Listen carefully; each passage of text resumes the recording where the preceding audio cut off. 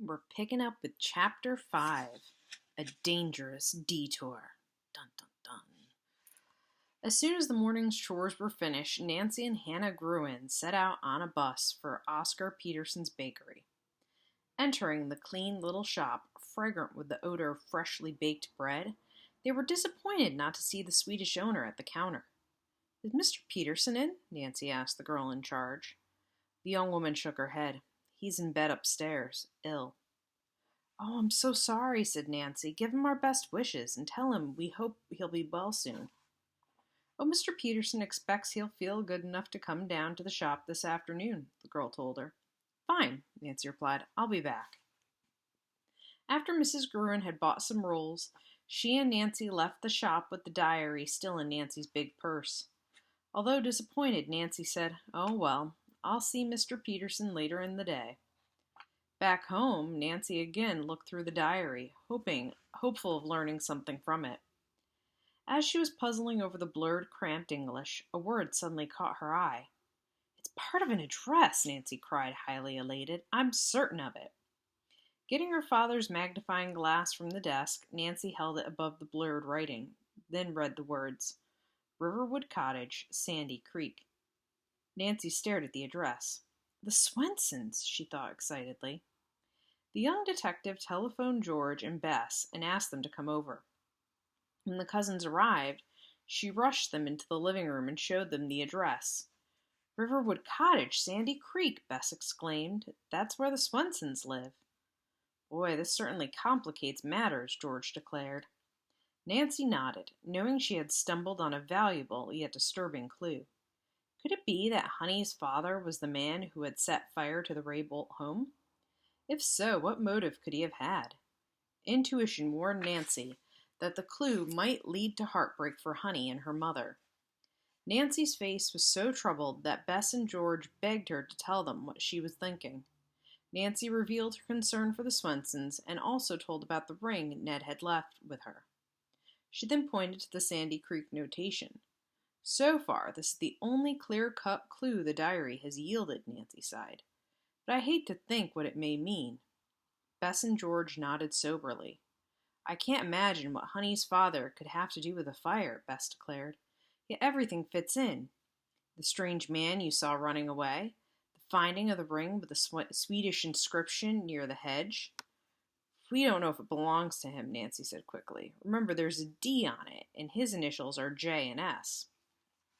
"Well, the diary must belong to Mr. Swenson, or someone who knows him," George said. "Otherwise his address wouldn't be in it. I wonder what he's like." "I wish we could meet him," Nancy returned gravely. She mentioned her futile phone call to the Swenson home. "What are you going to do about the diary?" Bess questioned curiously. "Turn it over to the police?" "No, I'll keep it until I can get a translation and find out whether or not it means trouble for the Swensons."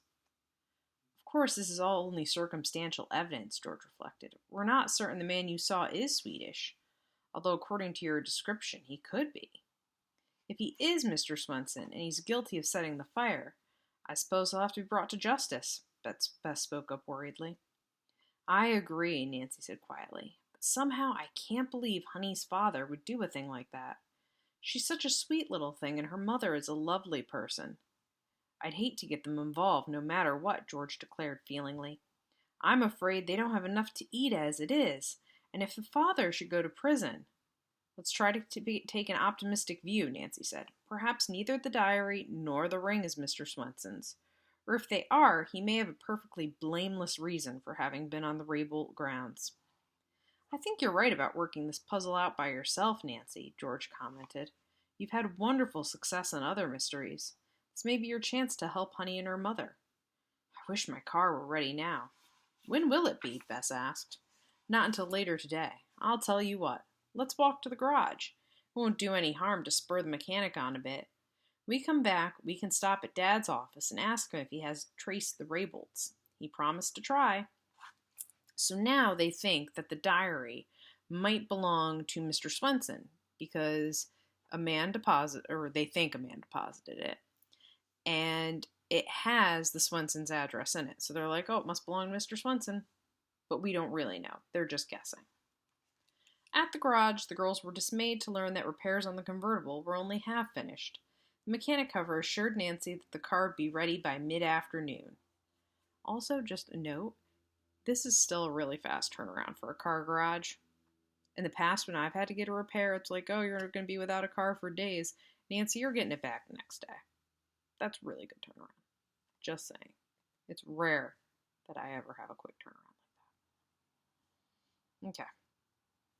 The girls stopped a few minutes at a department store where Bess bought some kitchen spoons for her mother. Then they continued to Carson Drew's office. As usual, the lawyer was busy, but he found time to chat with his daughter and her friends. I had my secretary try to get in touch with Mr. Rabel, he told Nancy, but so far she hasn't been able to locate him, or his wife. They seem to have vanished. Maybe Felix Rabel has gone into hiding, Nancy suggested with a wry smile.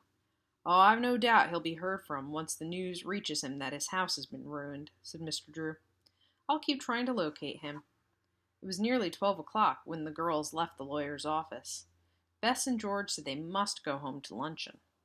Come have a bite with me, Nancy urged. Then we can all go see Mr. Peterson, if you don't mind taking the bus. George and Bess eagerly accepted the invitation. They were as curious as Nancy concerning the contents of the diary. Hannah Gruen served a delicious meal, and it was nearly 3 o'clock before the girls finally boarded a bus to call on the Swedish baker. I'm dying to know what the diary says, George declared enthusiastically. I hope it won't make things look any worse for Honey's father, Bess murmured apprehensively. As they alighted near the bakery, the girls were distressed to see an ambulance parked directly in front of the shop. A small group of spectators had gathered. There's been an accident, Nancy exclaimed, quickening her step. Oh, I hope nothing has happened to dear old Oscar Peterson. The girls reached the bakery at the same moment that the ambulance drove away, siren wailing. What happened? Nancy asked a woman who was standing near the door of the shop. Was someone hurt? It was Mr. Peterson. He had a relapse, and the doctor ordered him to the hospital. Expect he'll be there a few days. So Mr. Peterson's who they want to see to translate the Swedish diary.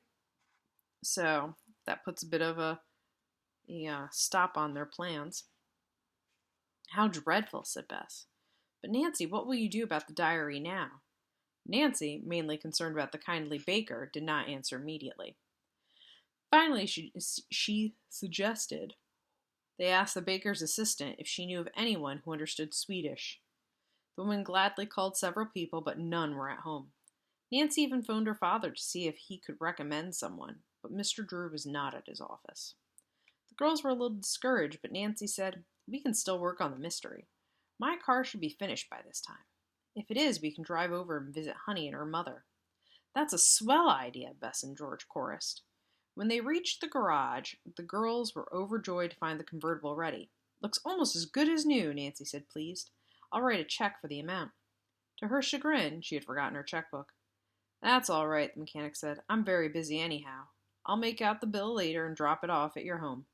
Fine, Nancy said with a smile. Then she and the cousins phoned their homes from an outside booth to report their destination. A few minutes later, they set off on the highway for Sandy Creek. Nancy slowed as she drove past the Rabel estate.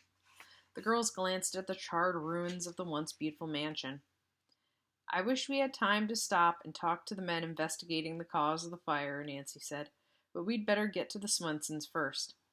About 10 miles further on, Nancy came to a sawhorse across the road. Detour, George groaned. It must have been put up yesterday. It isn't very long, Bess declared optimistically. I can see the end of it. The road had been closed to permit the construction of a new steel bridge. The bypass wound down into a valley, crossing the Muskoka River a quarter of a mile south. We'll lose time on this dirt road, Nancy remarked, turning into the detour. Poor car, it'll be lucky to get through without jolting to pieces. The road was ungraded, and recent rains had left it rutty. In addition, it was narrow, with hardly any places wide enough for 2 cars to pass. Even though Nancy drove slowly, the ride was a bumpy one. Good way to break a spring on a road like this, she declared. Or a bone, Bess added wryly. A moment later, the girls became aware of a loud, insistent honking behind them. Big truck right in back of you, Nancy, George observed. I know. Well, the driver will just have to wait. He can't pass me on this narrow stretch. But the blowing of the truck's horn continued until Nancy became irritated, then indignant. What is the matter with that man? Nancy increased her speed, hoping to leave the impatient driver behind, but he sped up, keeping close to the convertible. Honk, honk, honk. If he doesn't stop that, I'll scream, Bess complained. If we could go any faster, I'll lose all my teeth, because they're bumping a lot. The convertible was now bumping and down unmercifully. George turned around in her seat to glare at the horn-blowing driver. Don't give him an inch, she told Nancy. Wouldn't do him any good if I did. His truck's too big to pass. I'm certainly not going into a ditch to let him get by. So here is an illustration of the very aggressive and dangerous truck driver behind the girls in the convertible. You should not drive like this guy ever. It's very, very dangerous. And these girls shouldn't be driving dangerously to get away from him either. He can't pass them, and they're just speeding up in a dangerous work zone. So this guy, and they need to drive carefully. Pro tip. Okay. You'll have to wait until we reach the end of this detour. What's his big hurry, anyhow? George grumbled. Probably he's trying to make us nervous. Well, he's certainly succeeding so far as I'm concerned, Bess said. Just then the girls came within sight of a wooden bridge, the end of the tortuous road. Thank goodness, Bess cried. With the truck still bearing down on the convertible, Nancy drove onto the bridge. Doesn't look very safe, Bess remarked uneasily. No wonder they're building a new bridge. Doesn't sound safe either, George cried out as the loose planks creaked alarmingly under the weight of the car. If that truck tries to pass us, we'll all crash through. But that moment the girls heard the heavy truck clatter onto the wooden planks. He's crazy, George explained. This bridge will never hold us both. The words were barely out of her mouth when there came a cracking, splintering sound. Nancy, Beth shrieked, look out! And that ends chapter 5. What a cliffhanger! So they're on the wooden bridge, which is actually what's in this picture. And he shouldn't have been on at the same time as them. We'll have to see what happens. Is the bridge going to break? Are they going to make it? What's going to happen? I'll have to find out tomorrow.